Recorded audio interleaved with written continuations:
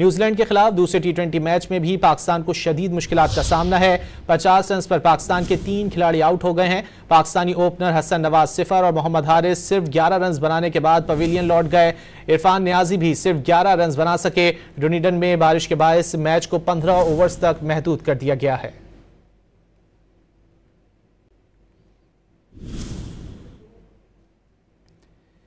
New Zealand के खिलाफ दूसरे T20 मैच में भी पाकिस्तान को शदीद मुश्किलात का सामना है। 50 रन पर पाकिस्तान के 3 खिलाड़ी आउट हो चुके हैं।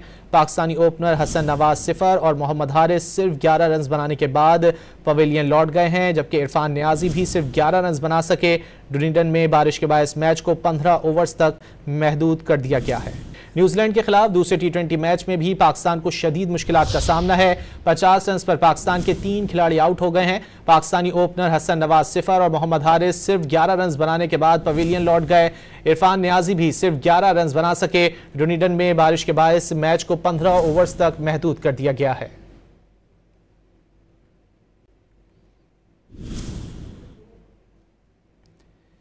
न्यूजीलैंड के खिलाफ दूसरे T20 मैच में भी पाकिस्तान को शदीद मुश्किलात का सामना है। 50 रन पर पाकिस्तान के 3 खिलाड़ी आउट हो चुके हैं। पाकिस्तानी ओपनर हसन नवाज 0 और मोहम्मद हारिस सिर्फ 11 रन बनाने के बाद पवेलियन लौट गए हैं, जबकि इरफान नियाजी भी सिर्फ 11 रन बना सके।